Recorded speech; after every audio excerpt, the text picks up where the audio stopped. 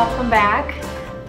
So this is the 5th time that I have now started this podcast. I've been having all kinds of technical difficulties. I've been having some like hair issues and just, you don't want to know about my hair issues. What am I saying? Just don't listen to me. Hi, it's good to see you. I should probably get more professional with my intros. So I'm Heather. I am a middle-aged lady living in Chicagoland who likes to knit and blather on about knitting and reading and Harry Potter and other nerdy things. So you can find me on Instagram as the 4th Star Knits, where I very rarely post, but I will probably follow you and look at your posts. And you can also find me on Ravelry as the 4th Star, where I intermittently am good at updating my project pages. So there's that. So I thought I would get on today and video. Sorry, I'm like obsessively checking to make sure that it's actually recording this time, because that was an issue also. Is Mercury in retrograde? I don't think it is. There's no reason for this, come on. Anyway, so I had recorded episode 3 on July 4th, and it took me forever to edit it and get it up because it's just been so busy at work and with the kids and everything, and I just haven't had time to work on it. Anyway, so I finally had a chance yesterday to finish editing, and it was last night, and I was getting ready to upload, and I took a look at my other videos, and I noticed that I went from 10 subscribers to over 400 subscribers, and like one of my videos had over 2,000 views. And I was like, how did that happen? So I was just absolutely astounded that not only are people taking time out of their day to listen to this nonsense, but they're actually subscribing to this nonsense. So, you know, you all are a bunch of weirdos, but I love you. Thanks for sticking around and supporting this little venture of mine. I don't even know how to talk about it. It's just really freaking cool. So anyway, so that happened, and then to boot, I noticed there were all of these really thoughtful, encouraging comments from you guys with like constructive criticism and answering questions that I posed, and like, I mean, again, y'all are weirdos. I love you. This is great. So I did read all of the comments that I could last night, and I hearted them so you would know that I read them. I didn't get a chance to respond to every single thing that I wanted to, but I'll work on that. But wow, it was really, really cool to see that. So I guess I need to log in more frequently and just check in and be able, so I can be able to chat with you guys. But in any case, yeah, so I thought what I would do is just, touch base on like a couple of things, a couple little updates, and then I'm gonna work on my rewilding shawl because I'm very close to being done, and I just have some garter to complete before I do the picot bind off, and then that will be done. So that's pretty cool. So yeah, let me show you my progress on this one. And I did have some show notes around here somewhere. I'm telling you, it has been a day today. Oh, now I'm gonna get a little battery alert. Of course, of course. Why not? Just add to the general craziness. Oh, there's my show notes. Okay, cool. Now we're good. So yeah, so here's the progress I've made on this is the Rewilding Shawl by Helen Stewart, who, if you watched my last podcast, you know I'm mildly obsessed with her right now. So last time I think all I had was like this little baby bit done. Yeah, here's my progress keeper. You can't really see it, but yeah, I've made quite a bit of progress. And actually, I have completed the pattern. I was actually only supposed to do like maybe this much of garter border after the lace panel, but I tried it on and it wasn't really long enough, and I thought, well, I really want to try to finish up at least this ball of yarn, this Dobby's pillowcase colorway that I love. So I decided to do some striping at the very end. So I'm just gonna kind of do mostly Dobby's pillowcase and then throw in a little bit of this Acadia colorway, and then I'll bind off and call it a day.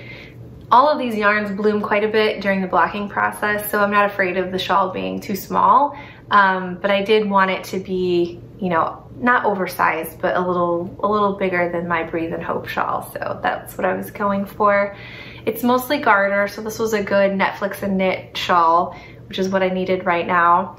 I goofed in a couple of places. So this shawl is designed to be knit in one color, and of course I did not do that because I'm trying to use up my leftover sock yarn. And so one of the nice things, the way that Helen Stewart writes her patterns, which I find to be pure genius, is she gives you, the directions are written out line by line, and on certain lines she'll tell you what percentage completion you are of the project. So it'll tell you when you're at 20, 25%, etc. So what I did is, since I had 5 colors, just when I hit 20%, I changed colors, and 40%, I changed colors, and 60%, and so on. But I goofed here because the percentage change happened after a couple of these rows of stockinette. So instead of it going from lace directly to garter with a color change, there's like a little goof here. And I also goofed on my camera. It just keeps shutting off. I really need a new iPhone, I think. But anyway, so I goofed right here, and I goofed on the lace panel a little bit. I'm like one off. But the thing is, like for a garment like this, first of all, no one's gonna notice. And it's not like when you goof on a sweater and you end up with one sleeve shorter than the other or something like that. It's like, no one's really gonna notice. And for me, like, I kind of like garments like this to be a little imperfect. I feel that that's what makes it special for me. If I would have been making this for somebody else, I probably would have ripped it back, but since it's just for me and I like things a little wonky anyway, then, you know, it's fine. But I've really enjoyed knitting on this, and I'm looking forward to finishing it. So I'm gonna work on this a little bit. I did want to show you one other thing that I picked up. I haven't really been like spending money or shopping or doing anything, just because, for one, and spending money on projects around the house, and for two, with the way things are going, like who knows what's going to happen with the financial situation here in America with everything that's going on. I'd rather just kind of save my money. But I did splurge on a new shawl pin, and I just needed more. It sounds weird to say I needed an everyday shawl pin, but I have another one that's a little bit, I wear it at Ren Fair quite a bit, and it also doubles as you put it in your hair, but it's a leather feather but with a gold pin, and it's a little flashier than what I would normally wear day to day. But this is a pretty beefy little boy here. It will it takes quite a bit of shawl. It's a big ring and the pin's long, so you could use this with a much bigger shawl, which I'm excited about. So this is gonna come in really handy. And then I also bought from the same lady, and her name is, check the notes, Sandra Mel. I will link her below. She's on Etsy, and she makes these beautiful hair combs, and these are hand carved, which I really like. And so I'm one of those girls who in the 90s and like early 2000s, I was super into that whole trend where you like put your hair up in a bun and stick the chopsticks in it. I was all over that. I had ones with like punk rock spikes on them and stuff. Yeah. Anyway, so this is kind of the same thing where you just like twist your hair up and then you just kind of like stick it in there. And it just kind of looks cute. It's a step up from my usual like Invisibobble with my hair just all crazy up in a bun and stuff. So anyway, I'm liking this. I think I'll just leave it in my little mini bun like that. It looks kind of goofy, but that's pretty much my aesthetic. Far from perfect and slightly goofy. Yeah, it looks better with a bigger bun, but yeah, very cute. And I really like that it's so a lot of these hair combs that you buy, like they'll be perfect, but because she hand carved this and you can see like the forks are kind of like this, they're like wonky, it actually helps it hold in your hair a little better. So, and these were not terribly expensive. I think this was $12 and this was like 15 or 16. So I thought it was a pretty good buy for something that I know I'm gonna use quite a bit. Boy, I messed up my hair now. This This is actually like not an actual hairstyle. I just twisted up my hair to get it out of my face and it just looked okay. So I thought, well, I'm just gonna go with it. Yeah, so hopefully you have something tasty to drink and some knitting to do, and we can just sit and chat for a while if my technology decides to continue working. We'll see. It's been, like I said, a little sketchy today. So I'm off work today. I was supposed to be off work today. I actually spent most of the morning working anyway, even though it's my day off, because it's just been so freaking busy at work. Which is, you know, it's okay. I don't mind taking care of things when there's urgent matters. Rather just get it done rather than let it sit while I'm, you know, having a day off. But it was just one of those days where I needed to get household stuff done and make doctor's appointments for the kids and all that kind of good stuff. So taking a day to do that and spend some time knitting and relaxing. Because like I said, it's been so crazy at work. It's been really stressful. So it's nice to have a little peace and quiet. Yeah. So we are in stage 4 here in Illinois, which means you can go into restaurants as long as social distancing is observed. They want everybody to wear masks. You can have get-togethers of 50 or less people. So things are sort of getting back to normal-ish. It's still kind of weird out in the world though. Like, I had an experience last week that kind of threw me for a loop. And regardless of what you believe about wearing masks or not wearing masks, this isn't about that. It's just an experience that I had, which I thought was strange. For my own personal situation, I already had the virus, so I have the antibodies. And according to what I understand about the science that's available now, that means that I shouldn't be able to contract the virus right now, nor can I transmit it to somebody else. So for me, there's really no reason to wear a mask. That being said, I wear a mask anyway because to me, it just feels like the right thing to do for me personally. And it's my way of saying to people around me that I care about their health and well-being. And even if it's not perfect, I will do the thing that's recommended that is going to help the public health situation. Even if it doesn't work 100% or work at all. If it helps even a little bit, then I'm going to do it. That's the energy I want to put out in the world. So I wear a mask. And what you believe about that, it's okay. It's no big deal either way for me. So I walked into a gas station on the south side here, and nobody was wearing a mask except for me and the cashier, which is, you know, whatever. It's kind of a crapshoot depending on where you're going, whether or not people are wearing masks or not. I mean, really, it's purely dependent on the location and the establishment. So it's like, whatever, you know, I'm wearing my mask, no big deal. But what threw me was the dirty looks that I got. And I was like, and then there was a snide comment and like laughter from this one gentleman, basically inferring that I'm really effing stupid. And I was like, why did that need to happen? Like, what were you hoping to accomplish, you know, by trying to make me feel stupid? And it was just, I thought, man, this is just such a weird thing to have to deal with in the middle of everything else that's going on. Now there's this. And I don't know, it was really, really strange. And the other thing that has been really weird, so like I said, restaurants have been opening back up, and the boyfriend and I have been out, and when we go out, we usually choose to sit outside on the patio. It feels more normal. It's easier, you know, I feel better about not wearing a mask when I'm outside, and it's nice outside, so why not, you know? But we went to brunch with kids and it was extremely hot outside, so we decided to sit inside. And it was very, very weird feeling. And the other thing was like the amount of garbage that is created now from eating out. Like, so maybe I just didn't notice at the other place where the boyfriend and I went, but at this particular establishment, everything was wrapped in plastic. Everything came in individually wrapped containers. So we got like a big like bowl of individual like hot sauce and syrup and, you know, the usual things that you get with breakfast.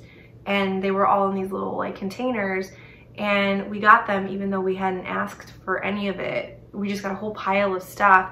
And then when we were done with the meal, it was all just thrown away, whether it was used or not, because it was considered unsanitary because it had been at our table. And I was like, holy geez, that is a lot of garbage for one meal for one family. So I was kind of torn between like, you know, we want to support our local businesses, but the things that they are doing right now to try to keep things sanitary and safe are also creating just an untenable amount of garbage. So I don't know, it's kind of hard to know how to feel about that. It's very strange. The world is very strange right now. So, yeah, what else? We're still waiting to hear if they're gonna open school back up or not. I know there was another like school board meeting recently and we're supposed to hear back from that. They asked all of us parents to take a survey. I am very, very privileged in that to me, it's not gonna matter too much one way or the other if they are at home or at school. So if they do e-learning at home, that's okay. If they go to school, that's okay. My office isn't opening again anytime soon, so I'm already just working at home. So I don't know. I think I'm lucky in a way that a lot of moms, especially single moms, are not. You know, is that well, for one, my kids are older, but also like I'm not relying on school for childcare, which I know a lot of moms do, and I know I sure did when the kids were younger and I was raising them. It was, I don't know what I would have done if this would have happened then. So I really feel for those mamas out there and dads too, who are doing it on their own. But yeah, I guess we'll just wait and see what happens with that. So, oh, so something that came out of my perusing your comments last night. Well, so there were a couple of things. First of all, I wanted to say, if you are watching this and you're a podcaster, please let me know in the comments below so that I can watch your podcast, because I realized, well, I mean, I recognized from some of your usernames that you were a podcaster. And so like I clicked through to watch your podcast and I found some really good ones and I was really excited about that. But I know not everybody, you know, makes it really obvious with their username. So if you could just let me know that you have a podcast, that would be cool. I'd really, really enjoy that. And yeah. One of the podcasts that I found, so her name is Lexi, and I think her podcast is called Lexi Knits. I will link her below. But oh my gosh, did I just so enjoy her podcast. So first of all, girlfriend has the most ASMR friendly voice ever. Like, she just has this gentle, magical voice that just, like, you can just feel the stress melting off of yourself as you just let her voice just wash over you. It's like a cool breeze off the ocean. Like, it's really, really relaxing. So like, as you are just like, you know, watching your blood pressure completely go down, you can see the cool things that she's knitting. Like, her color palettes are like really vibrant, the ones that she chooses. Like, she did the Night Shift shawl by Andrew Mowry, and she chose this palette that was so cool. It was kind of like these colors actually, but way more vibrant, and it just looked so good on her with her hair and stuff. And then but what really stuck with me with this particular episode was she was wearing this crop sweater that she had made, and it was like a V-neck raglan crop sweater, and it kind of sold me on the next sweater that I'm gonna make is definitely gonna be cropped. I talked about this before about deciding to maybe do a crop sweater to go with my new dresses, and also, you know, I have a ton of skirts that I wear, and her outfit was just so cute with this crop sweater and the skirt that she was wearing. I was like, yeah, I need to do that. So yeah, I think that's gonna be my next sweater.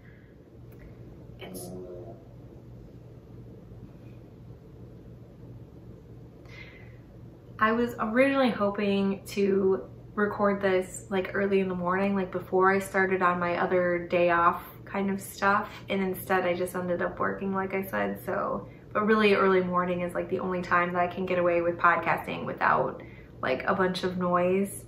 So I don't know.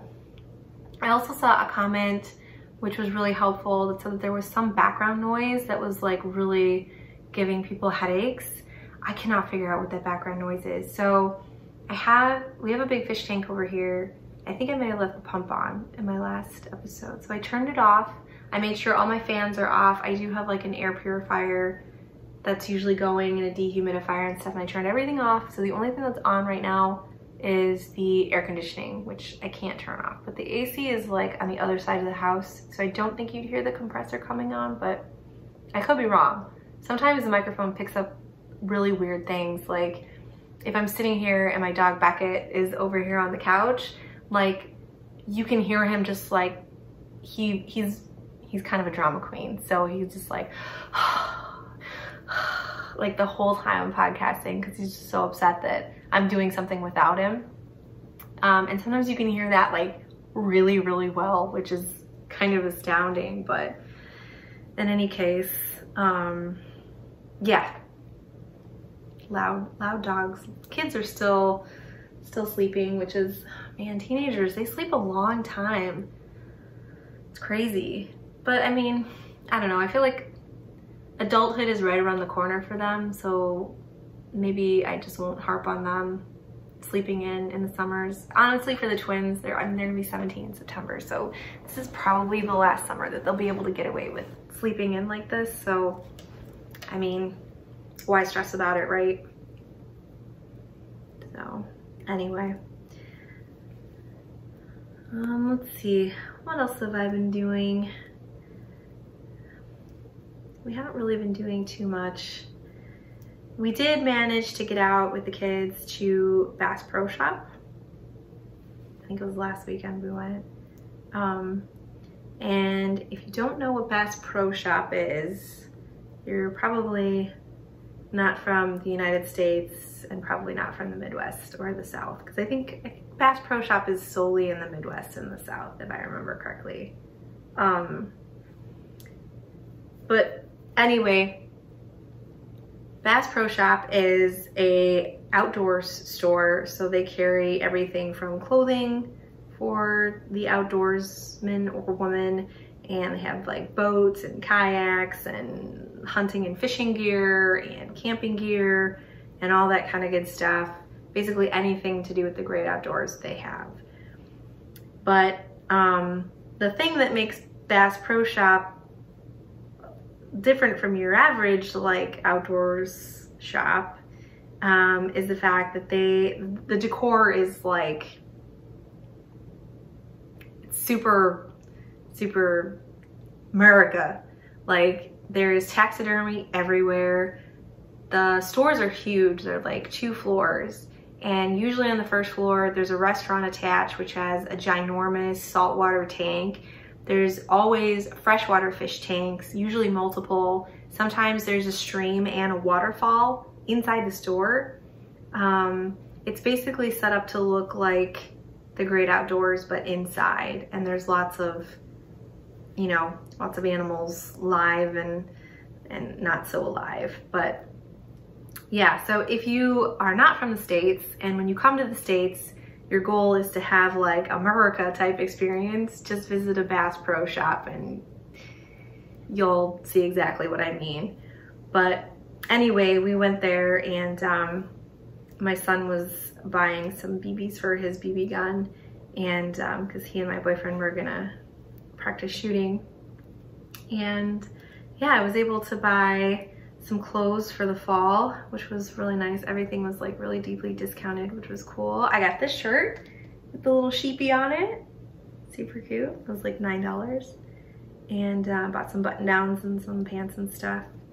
I go through clothes pretty quickly, like my work clothes. I'm always like tearing stuff or getting grease on it or whatever. It's what happens when you spend your days crawling around in tunnels and going up and down ladders to roof hatches and stuff. Hey, Bubba. You gonna go lay on the couch? Or are you gonna cause a problem for me because I'm sitting here knitting? Oh, woof. Okay. All right, hold on. Okay, I've let the dog outside. We'll see how long that lasts with the peace and quiet. I can't remember what I was talking about. I think I was talking about Bass Pro Shop maybe. But yeah, we went there. You should go there too. If for nothing else, the experience. Even if you're like not an outdoors person, I mean, if you get a chance, just stop in. It's kind of like if you've never had the late night Midwest Walmart experience, that's another good one. Although it's not as fun as Bass Pro Shop, but it will give you a different perspective on humanity, and especially humanity here in the States. So, yeah. What else? I can show you. I made a little bit of progress on my luminary socks by Helen Stewart. I turned the heel, so that's what I'm working on. And these are the, did I say it's the luminary pattern? It's the luminary pattern. I'm still really, really happy with these. They're coming out kind of small. I don't know what is up with, I guess I need to start doing a gauge swatch for my socks because I've been like all over the place lately. You know, you feel like you kind of know, like based on how many stitches you cast on, like how the sock's gonna end up, and this has not been my experience lately, so I don't know what's going on. I use magic loop, I use the same size needles, the yarn's pretty much all the same. I don't know what I'm doing differently, but so be it. Anyway, I found, there's another podcaster, and I cannot recall her name, but I'll link her below and hopefully put a little bar here, but she is also doing this collection of socks. She actually cast on like a whole bunch of them at one time. Bless her soul. Like that stresses me out just thinking about having that many projects going at one time. But she did these socks. She finished one in this like really beautiful tonal deep blue cerulean. Like it's really pretty. So if you want to see like another color in this, like yeah, I'll link that below. And there he goes. Oh my Lord, I thought cicada season was over, but like there is a buzzing outside. I don't know. Man, if you're that person with the really good ears who could hear whatever the background noise was on the other one, you'll have to let me know if you could hear that. Like, holy mackerel. So anyway, where was I going with that? I was talking about socks. This is gonna be just, oh my goodness. I might just have to wrap this up.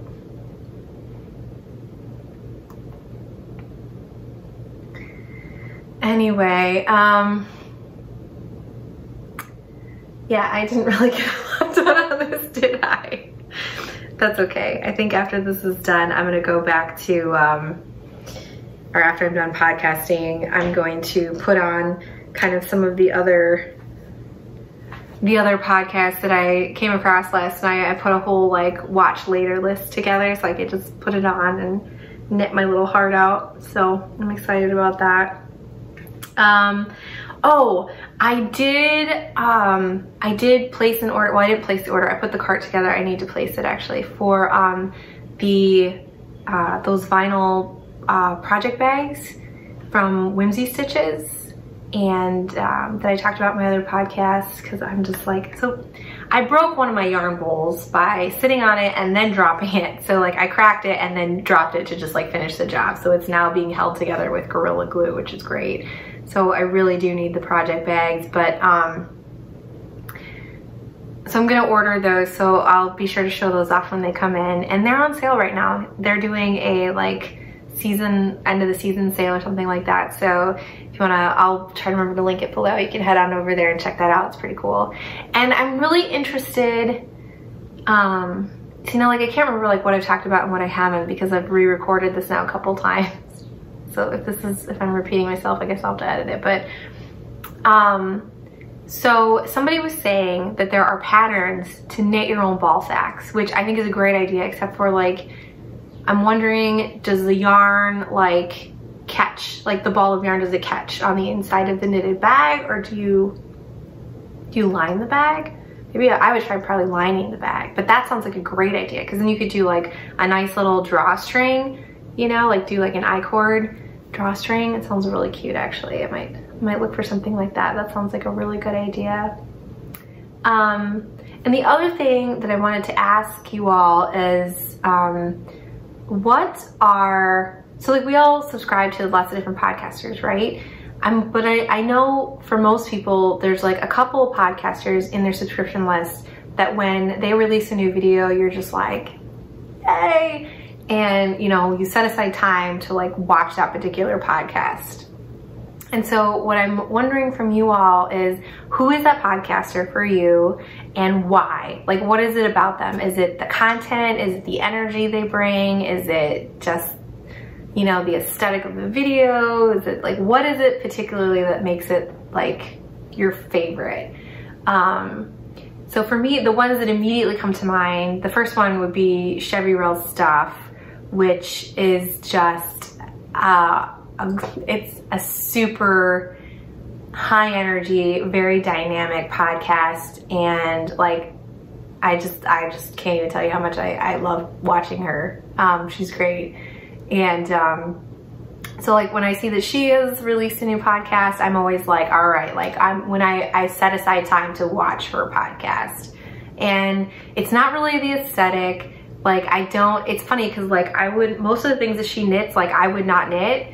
But it's just something about like her energy is really special. And I always just feel a little lighter after watching her podcast than I felt before I watched it. So that's one. The other one is Benta from Arctic Crafts, which she probably thinks I'm obsessed with her because I think I talk about her in every single podcast episode so far. But I just really enjoy her podcast. And she's like the polar opposite of Chevy Rail. Like Chevy is very just like super dynamic and kind of all over the place and just like this beautiful hot mess.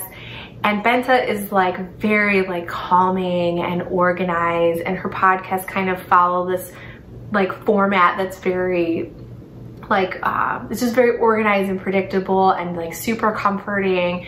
And like the stuff that she knits is all like, I'm like, oh my gosh, I want to knit that. Like the aesthetic is just very like there for me, and the scenery is beautiful. She always like shows little bits of like what she's, you know, doing out in the world, and I just really enjoy this. This is another one like when it pops up. But so it's like those two podcasts in particular, like I really love, but for very, very different reasons. And there's other ones too. Like I like the big ones like Fiber Tales and stuff like that. But yeah, but that's what it is for me. So hopefully by the next show I will have finished the shawl, maybe finished my luminary socks, hopefully cast on another pair of socks from Helen Stewart's pattern collection. She still hasn't, well actually I don't know if she released the 6th pattern in that #3 collection. I'll have to check. I'm really terrible at keeping up with that kind of stuff. I probably should get better. Yeah, cause I'm really wanting to like work my stash down a little bit, because it's just, there's just so much yarn right now that I have. I think I might also try to do a giveaway. There's a couple of skeins of yarn that I'm looking at right now actually that I could easily part ways with, which would reduce my stash anxiety and would also probably make somebody else happy. So that might be something that we do. I have to figure out kind of how that works. I think I just would announce it, have people have some sort of way to enter, and then I just draw a name, right? Isn't that how it works? I don't know, we'll see. It sounds fun though. I think I mean, I love to get prizes, so I think like being able to like give out a prize would be really super fun. Maybe I'll make something too to go with it. I make progress keepers and project bags and stuff. I usually just make them for me, but maybe I'll make some for a giveaway. That kind of sounds fun. So stay tuned for that. And yeah, that's gonna be it for today. I hope you guys are having a good week and you are staying safe and staying strong. And I'll catch up with you in the next one. Bye for now.